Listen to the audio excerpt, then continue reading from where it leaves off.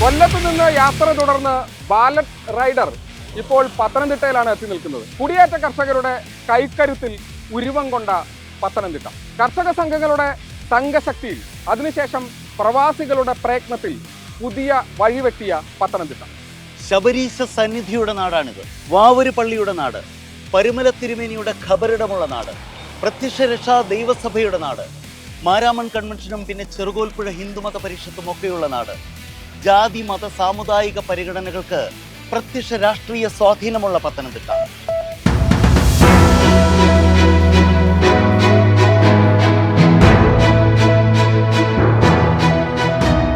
അതെ, ഈ ശാന്തി ഹോട്ടലിൽ ഉണ്ടെന്നാണ് പറഞ്ഞത്. ക്യാമറ ഇത്തിരി നേരത്തെ വന്നായിരുന്നു. അബിൻവർക്കി ഉള്ളിൽ ഭക്ഷണം കഴിക്കുന്നുണ്ട്.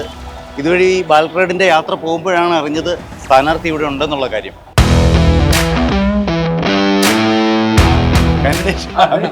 ഒരു നിമിഷം, വലിയ തിരക്കിലാണല്ലേ വന്നിട്ട് ആറന്മുള വന്നിട്ട്? തീർച്ചയായിട്ടും വലിയ രീതിയിലുള്ള ആത്മവിശ്വാസമാണ് നൽകുന്നത്. കാരണം ഭയങ്കര പോസിറ്റീവായ ഒരു ഗ്രൗണ്ടാണ് ആറന്മുളയിലെ പൂർണ്ണമായ അർത്ഥത്തിൽ വിജയിക്കാൻ ആകുമെന്നുള്ള ഉറച്ച ആത്മവിശ്വാസമാണ്. പത്തനംതിട്ട ജില്ലയിലെ നിരവധി നിയോജക മണ്ഡലങ്ങൾ ഈ യാത്രക്കിടെ ഞങ്ങൾ പിന്നിട്ട് കഴിഞ്ഞു. കോന്നിയും അടൂരുമെല്ലാം ബാലറ്റ് യാത്രക്കിടെ നമ്മൾ ഇവിടെ എത്തുമ്പോൾ, അതായത് പത്തനംതിട്ട ഈ ജില്ലാ കേന്ദ്രത്തിൽ എത്തുന്നതിന് മുമ്പ് നമ്മൾ കണ്ടു കഴിഞ്ഞു. അടൂർ, ആറന്മുള, റാന്നി, കോന്നി, തിരുവല്ല 5 നിയമസഭാ മണ്ഡലങ്ങളാണ് പത്തനംതിട്ടയിൽ. കഴിഞ്ഞ തവണ 5ഉം ചുവന്നു. 5ഇടത്തും ഇടതുപക്ഷത്തിന് സമ്പൂർണ്ണ വിജയം. അത് അതേപടി ആവർത്തിക്കുമോ, മാറി മറിയുമോ ഇത്തവണ? നമുക്ക് ഈ കാണുന്ന വോട്ടർമാരോടൊക്കെ ചോദിച്ചു നോക്കാം അല്ലേ? തീർച്ചയായും ചോദിക്കണം.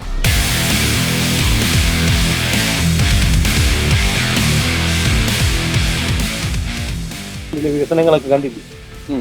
LDF ജയിക്കാനുള്ള വഴിയുണ്ട്. വികസനം നടത്തണം. ഈ കാണുന്ന തന്നെ ഇതിന്റെ പകുതി പോലും പൂർത്തിയാക്കിയിട്ടില്ല. ഇത് ഉദ്ഘാടനം നടത്താൻ പോകും. അപ്പുറത്ത് സ്റ്റേഡിയം, അതിന്റെ പകുതി പോലും ആയിട്ടില്ല. ഒരു സൈഡിൽ മറ്റേ ബംഗാളിൽ പെയിന്റ് അടിക്കുന്നു, ഒരു സൈഡിൽ തേപ്പ് നടത്തും. 10 വർഷം കൊണ്ട് മാറ്റങ്ങളില്ലേ കാണാൻ പറ്റുന്നുണ്ട്. ഇത് 5% പൂർത്തിയാക്കിക്കൊണ്ട് ബാക്കി 90% നിൽക്കുമ്പോഴത്തേക്ക് ഉദ്ഘാടനം നടത്തുന്നതിനോട് പറയാൻ പറ്റുന്നത്. അങ്ങനെ ഇവിടെ നടക്കുന്ന മൊത്തത്തിൽ പണി തീരാത്ത പാലങ്ങളെ പണി തീർപ്പിക്കുക, അല്ലെങ്കിൽ ഉദ്ഘാടനം ചെയ്യാൻ പറ്റാത്ത പാലങ്ങൾ ഉദ്ഘാടനം ചെയ്യുക, പണി തീരാത്ത ഓഡിറ്റോറിയങ്ങളിലും അല്ലെങ്കിൽ സ്റ്റേഡിയങ്ങളും ഒക്കെ പണി തീർന്നു എന്ന് പറയുക. ഇങ്ങനെയൊക്കെയുള്ള കുറെ മഹാമഹങ്ങളാണ് ഇവിടെ നടന്നുകൊണ്ടിരിക്കുന്നത്. കേരളത്തിൽ മുഴുവൻ ഇടതുപക്ഷത്തിന്റെ തരംഗമായി. ചേട്ടൻ എന്താ തോന്നുന്നത്? ഞാൻ പൈസ കൊടുക്കാൻ പൈസ കൊടുക്കട്ടെ, കണക്കേറ്റിക്കല്ലേ? ആരുടെ കണക്കായിരിക്കും ചേട്ടാ തെറ്റാൻ പോണേ? LDF ജയിക്കും, വേറെ കണക്കൊന്നും തെറ്റാനില്ല. പഞ്ചായത്ത് തലങ്ങളിലും MP-യും ഒക്കെ തന്നെ കോൺഗ്രസിൻ്റെതായി വിജയിച്ചു വരുന്ന ഒരു സ്ഥലമാണ് ആറന്മുള. കോൺഗ്രസിന് വിജയിക്കാനാവുന്ന ഒരു സ്ഥലമാണ്. വോട്ട് ചെയ്യാനൊക്കെ തയ്യാറെടുത്ത് നിൽക്കല്ലേ? ആരാ ഇത്തവണ മാറുമോ അതോ തുടരുമോ? എന്താ അവസ്ഥ? UDF തരംഗമാണ് ഇത്തവണ. കഴിഞ്ഞ തവണ മുഴുവൻ സീറ്റ് LDF-നായിരുന്നു. പൊതുവെ എന്തായാലും വലിയ ഭൂരിപക്ഷത്തോളം പിണറായി 3.0 തന്നെ. തീർച്ചയായിട്ടും ഇതുപോലുള്ള ഒരു അഴിമതി ഭരണം കേരളത്തിൽ ഉണ്ടായിട്ടില്ല. അപ്പൊ UDF-നെ ഒരുപാട് വികസന പ്രവർത്തനങ്ങൾ നടത്തിയ ഒരു സർക്കാർ. പിന്നെ 1500-ഉം 1000-ഉം തന്നെ പെൻഷൻ കൊടുത്ത അത് 2000 ആക്കി. എൻ്റെ അമ്മയ്ക്കും കിട്ടുന്നുണ്ട് 2000. மக்கள் மனசுல இடம் பிடிச்சிருக்கும். இந்த இடத்துல இடம் பிடிச்சா நாளைக்கு நானே ஓட்டு போடுவேன். நல்லது செய்திருக்காரு. അവര് ഏഴുകൾക്കൊക്കെ നിറയെ எங்க செய்தாரு? ஒன்னும் செய்யல. മടുത്തു നിൽക്കുകയാണോ? രാഷ്ട്രീയക്കാരെ കൊണ്ട് മടുത്തു.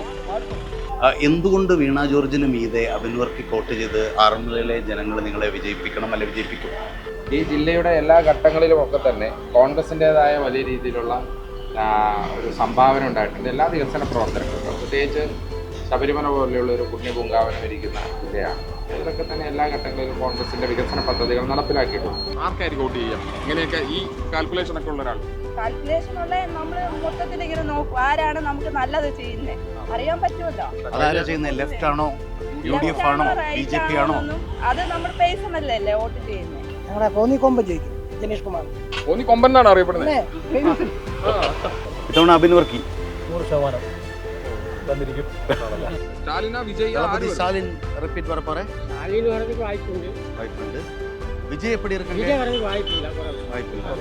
आपको वोट है? ये चुनाव के लिए जा रहा हूँ. कौन जीतेगा उधर बंगाल में? हाँ, दीदी जी. അവിടെ മമതാ ബാനർജി ജയിക്കും എന്ന് അദ്ദേഹം മറ്റൊരു ചെങ്കോട്ടയിലെ കാര്യം. 10 കൊല്ലമായിട്ടുള്ള പൊതു രാഷ്ട്രീയം അത് വിലക്കയറ്റം അല്ലെങ്കിൽ ക്രമസമാധാന പ്രശ്നങ്ങൾ, ആരോഗ്യ മേഖലയിലെ പ്രശ്നങ്ങൾ, കോന്നി മെഡിക്കൽ കോളേജിലടക്കം ഉണ്ടായ സംഭവങ്ങളൊക്കെ ഇവിടെ ചർച്ച ചെയ്യപ്പെടും. ഒരു ഗവൺമെന്റ് ഹോസ്പിറ്റലിൽ കഴിഞ്ഞ ഇടയ്ക്ക് ഗൈനക് ഡിപ്പാർട്ട്മെന്റിൽ പോയ സമയത്ത് എത്ര സമയം നിന്നു, ഒരു രാത്രി എമർജൻസി ആയി അവിടെ പോയി സമയത്ത് ഡോക്ടറിനെ കണ്ടിട്ടില്ല. അങ്ങനെ പല ശരിക്കും പറഞ്ഞാൽ ഇടതു സർക്കാർ കേരളത്തെ കുറച്ച് മോശമാക്കി എന്നാണ് പറയുന്നത്. തീർച്ചയായിട്ടും എന്താ സംശയം? ആര് ജയിച്ചാലും പാവങ്ങളോട് കരുണ വേണം. ഞങ്ങൾ കിടന്ന് കഷ്ടത അനുഭവിക്കുക. സർക്കാരിനെ ഞാൻ ഒരിക്കലും കുറ്റം പറയില്ല. ദാരിദ്ര്യമുക്തം എന്നൊക്കെ പറയുമെങ്കിലും അത് പൂർണ്ണമായിട്ടും അങ്ങോട്ട് വന്നില്ല എന്നാണ് അഭിപ്രായം. അപ്പം അതുകൊണ്ട് തന്നെ 10 കൊല്ലക്കാലത്തെ കേരളത്തിലെ ജനവിരുദ്ധതയും ആറന്മുളയിലെ വികസന വിരുദ്ധതയും കൂടി ചേരുമ്പോൾ ഐക്യ ജനാധിപത്യ മുന്നണിക്ക് അത് വോട്ടായി മാറുമെന്നുള്ള ഉറച്ച വിശ്വാസം ഞങ്ങൾക്കുണ്ട്. LDF സർക്കാരിൻ്റെ ജനവിരുദ്ധതയും 10 കൊല്ലത്തെ വികസന വിരുദ്ധതയും തന്നെയാണ്, ആരോഗ്യ മേഖലയിലെ പ്രശ്നങ്ങളാണ്, അല്ലെങ്കിൽ ഈ ആറന്മുളയിലെ പ്രശ്നങ്ങളാണ് ചർച്ച ചെയ്യപ്പെടുന്നത്. അപ്പോൾ അത് ചർച്ച ചെയ്യപ്പെടണം എന്നുള്ളത് തന്നെയാണ് ആഗ്രഹം. ശബരിമല ഉൾപ്പെടെയുള്ള കാര്യങ്ങൾ ചർച്ച ചെയ്യണം എന്നാണ് ആഗ്രഹം. കാരണം ഈ മണ്ണിൽ ചവിട്ടിക്കൊണ്ടാണ് അയ്യപ്പൻ്റെ സ്വർണം കട്ടെടുത്തത്. അപ്പോൾ അവരെ കൃത്യമായി ശിക്ഷിക്കാൻ ഈ നാട്ടിലെ അയ്യപ്പ വിശ്വാസികൾ ഒരുങ്ങി നിൽക്കുകയാണ്. EPS അതിമുഖ വായ്പയില്ല. അടിക്കും കംപ്ലീറ്റ് ഔട്ട്. അടിதான் കിട്ടും. കോൺഗ്രസ് നല്ലതാണ്, ഇടത് സർക്കാർ നല്ലതാണ്, നമ്മൾ കമ്പാരിസൺ നടത്തുന്നതല്ല. പക്ഷെ പൊതുവേ ഉള്ള ഒരു അഭിപ്രായം പറഞ്ഞതാ. ഇത്രയും പറയാനുള്ളതെന്ന് വെച്ച് കഴിഞ്ഞാൽ ന്യൂ ജനറേഷൻ ആൾക്കാർക്ക് അവസരം കൊടുക്കട്ടെ, പ്രായമുള്ളവർ ഇറങ്ങിപ്പോട്ടെ.